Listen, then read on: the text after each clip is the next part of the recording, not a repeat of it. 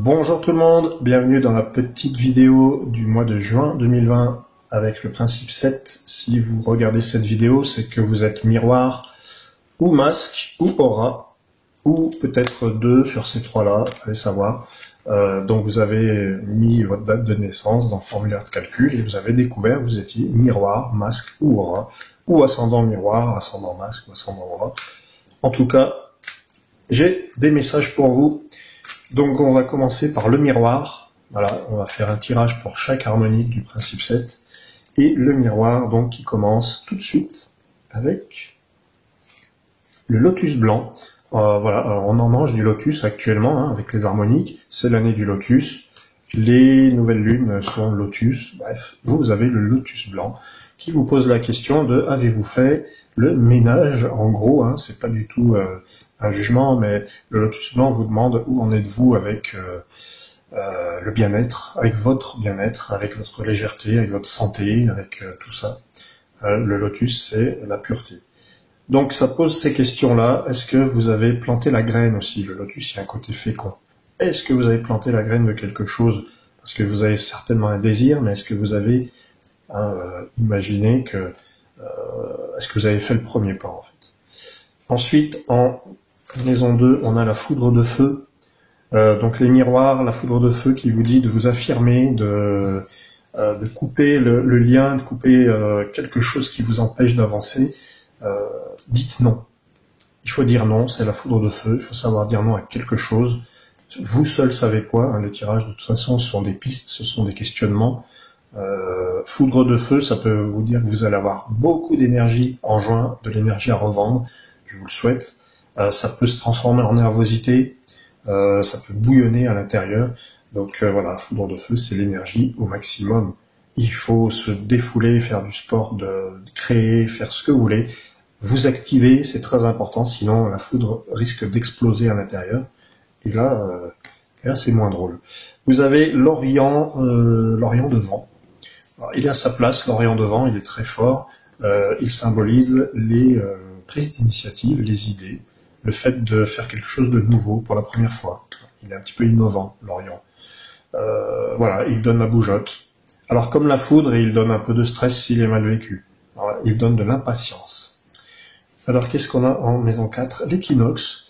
Voilà, en quatrième position, c'est l'équilibre. Alors c'est bien, parce que la foudre est assez puissante, elle peut être virulente. L'Orient est très dynamique, ça fait beaucoup d'énergie, mais vos deux cartes là sont encadrées par le lotus, qui est quand même plus en retrait, et l'équinoxe qui équilibre.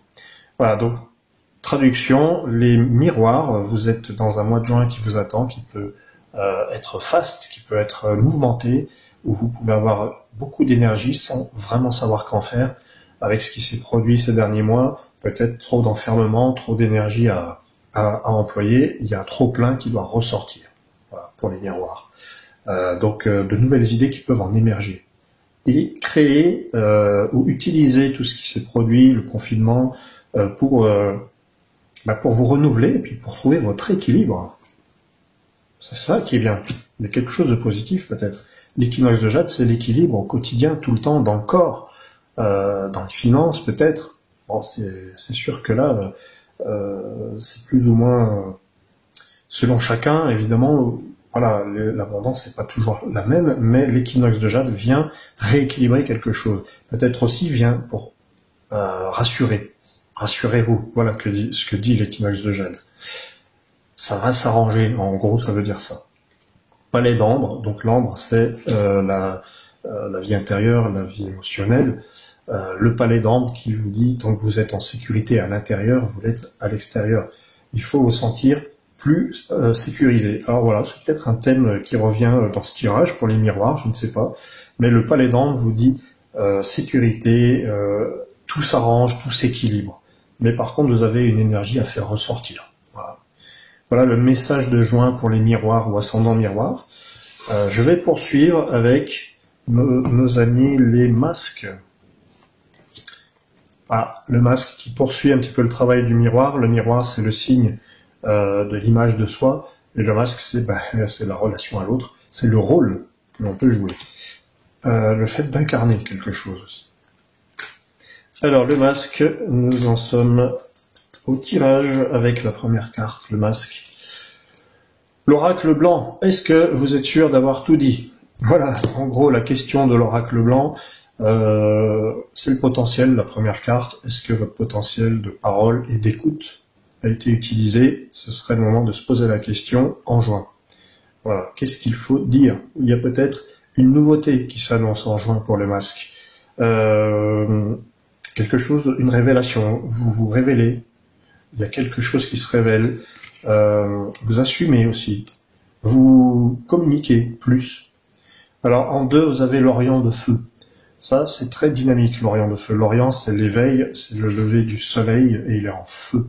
Alors là, c'est vous qui... Comment dire? C'est vous qui... Vous passez à l'action, le premier. C'est vous qui tenez un petit peu les commandes dans votre vie. Il y a certainement beaucoup d'impatience avec l'Orient de feu. C'est surtout ça, il y a un caractère d'urgence. Alors, c'est pas forcément mauvais.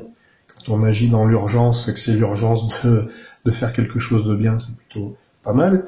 Mais pourquoi cette urgence? Pourquoi courir? Il y a l'idée de courir là. Il y a l'idée de se dépêcher. Alors, il faut se demander pourquoi.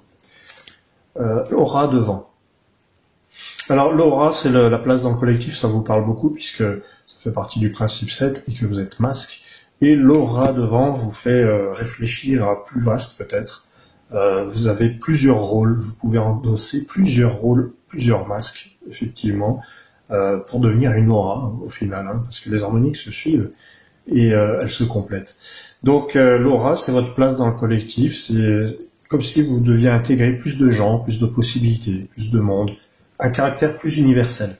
Vous pensez de manière plus universelle. Alors il y a cet Orient de feu là qui, je sais pas, qui peut vous rendre impatient. On a l'arbre de jade, très belle carte. L'arbre et le jade, ça va bien ensemble. L'arbre est à sa place dans le jade, donc c'est la croissance, c'est l'abondance. Alors, soit un mois abondant, c'est ce que, voilà, c'est le moins qu'on puisse vous souhaiter, les masques. Pas évident pendant cette période, effectivement, mais vous trouvez peut-être d'autres moyens. C'est une abondance qui trouve un autre visage, un nouveau visage. Voilà, j'emploie des termes de masque. Une abondance comme ça qui, c'est peut-être pas une abondance économique, c'est peut-être une abondance de moyens, une abondance de choses, peut-être même très matérielles, pourquoi pas, mais qui vous permettent qui permet la croissance. Alors, en mal vécu, c'est l'excès. Alors, l'arbre de jade, c'est carrément l'excès, la surconsommation, voilà, il y en a trop. Quand c'est trop, ça fait plus. On va regarder ce qu'il y a en 5e position, le lotus d'ambre.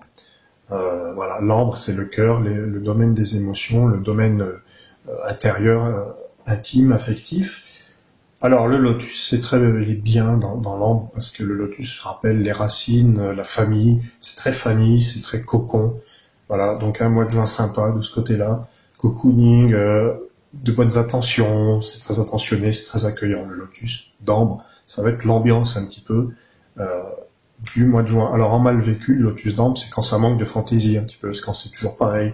Alors le toujours pareil peut être très bien, c'est rassurant, c'est réchauffant, j'allais dire.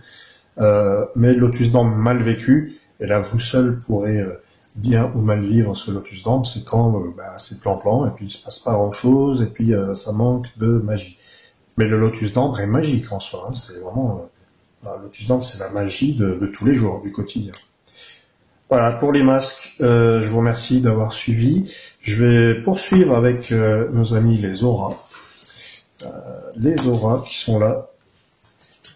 Voilà. Donc l'aura qui symbolise un petit peu l'impact qu'on a, l'énergie qu'on échange avec les autres, l'énergie qu'il y a dans un groupe. C'est aussi la notoriété, c'est l'impact. Voilà, c'est notre énergie, hein, en un mot. C'est notre énergie qui fait que on est perçu par les autres, c'est le regard des autres aussi. Alors comment allez-vous rayonner les auras?